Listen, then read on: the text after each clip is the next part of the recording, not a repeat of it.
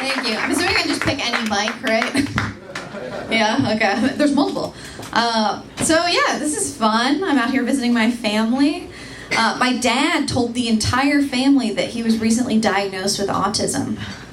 Yeah, and my entire family reacted to my dad's autism diagnosis the same way they would react to my dad's COVID diagnosis. We were all like, oh fuck, if you have it, then I definitely do. Right? Like, what's everyone's vaccination status? Let's figure this out. No, I do feel like we spend a lot of time in school telling the gays it gets better, but what we fail to do is tell the straights it gets worse. I'm out here dating. I'm dating so much. At this point, I'm just a cum dumpster looking for her dumb cumster. It's brutal.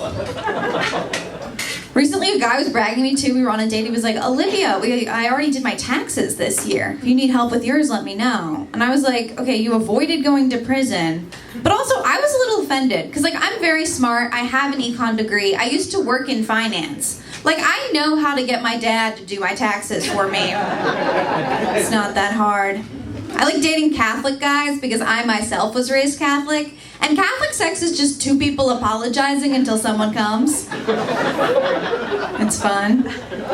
No, this guy almost too conservative though, because he didn't like that I didn't shave, which, like, aren't Republicans supposed to love Bush?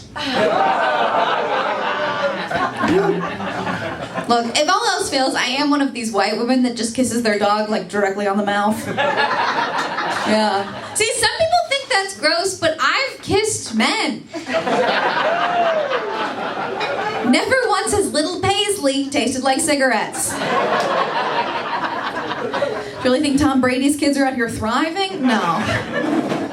People are like, oh, don't kiss your dog because they'll, like, lick themselves and then lick you. You don't want that. It's like, yeah, but I've made out with men directly after they've gone down on me. Yeah,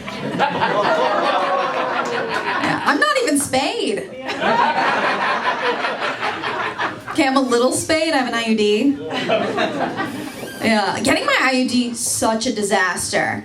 Because I went in and my gynecologist could not get my IUD in, so they had to call the PA in. And I don't know if you've ever met anyone just like, vagina first, but you're sort of like, do we shake hands? Because I don't have pants on. Just clitoris secret, full out. The PA couldn't get it in. They bring another woman into the room. I'm starting to feel like the sluttiest Muppet. Like, hands are just going in and out. There's so many women in this room at this point that there's like a different woman walking by the office, just like eating a bagel, being like, oh, hey gang, what's going on in here? Some sort of women in STEM conference? And all of the women in the room were like, we can't seem to get this thing in. As if I'm just like a fucking pickle jar.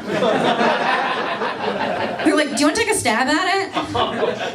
My doctor did reassure me though. She was like, don't worry, Olivia, at no point will we be bringing any men into this room. I was like, well, you guys can't seem to do it. Let's get a man in there. I feel like if we bring in a hot enough doctor, it might just kind of slide right in. Really, any man with a good job. I feel like I'm going to be wetter than a bag of baby carrots down there. Also, men in the front, I'm done talking about my IUD, okay? We can unclench our buttholes here. This is great. Here, we'll do a little palate cleanser for the room. One for the fellas, okay?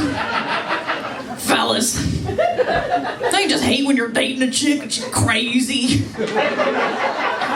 I mean, who cares if she's bipolar as long as she's bipolar, am I right? Yeah. Mouth and butthole, all we need. Right? Smokey the Bear gets it. It's very fun. I'm very cool. I'm one of the boys. I do have a lot of guy friends because of comedy, and it does make trying to find a bridesmaid difficult, but I am all set on pallbearers. I told this to one of my guy friends though, and he was like, I don't know, Olivia, I've been a pallbearer before, and those things are heavy. And I was like, you will not be saying that about me. All of my pallbearers have been instructed to pick up my casket and go, wow, she's so light. It's great. The casket's so heavy, it's like she's negative weight. Anyway, that's just what I dream about for my special day. Right? Every little girl's dream. And I was talking to another one of my guy friends, and he just started seeing this girl, and he was complaining to me because he was like, oh, Olivia, she's so great. She's so beautiful. She just has such low self-esteem. And I was like, yeah, that's why she's dating you. Don't bite the slit wrist that feeds you. All right. Look, guys, I am in therapy, okay? My therapist is helping me trust people, or so she claims. But we were talking about, we talk a lot about, sex and stuff like that. She was talking to me about this concept of aftercare. Have you guys heard of this concept? Okay, a little bit. If you're not familiar, aftercare is kind of what you do after sex to make sure your partner feels supported. So it could be like cuddling, apologizing for the slurs.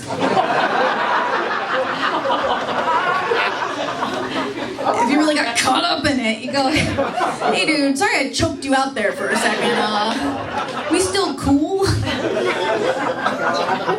But my big problem with this term is aftercare is what we called my elementary school's late parent pickup program. So my therapist is sitting there being like, so what do you do for aftercare? And I was like, eat a Dixie cup full of pretzels and play kickball? I don't know.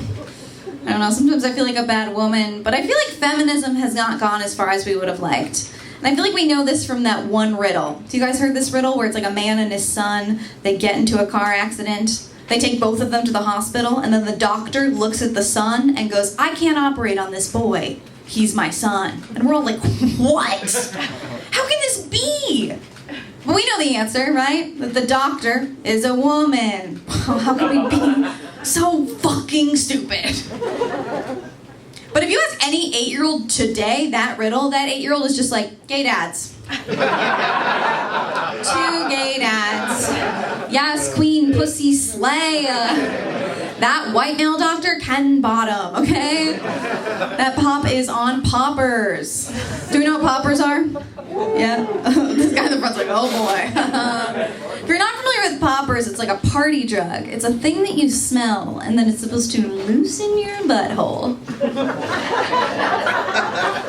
My friends are really into it. They're like, you gotta get into it. It's like a party drug. And I'm like, yeah, but I've never been to a party and been like, that party was fun, but my butthole. Just too tight. I also don't know too much about anatomy, so I'm like, isn't my butthole the thing holding in, all of the food? If we loosen it, aren't loose beans just gonna kind of tumble out? Oh, I love that joke so much. That was just for me. No, my favorite little chuckle I have to myself, I love going out to a bar, meeting a guy, going home with him, banging him, and then the next morning rolling over, looking at him, and going, I'm 16. We have a little chuckle as he kicks me out of the apartment. Yeah, I'll end on that note. All right, thank you guys so much.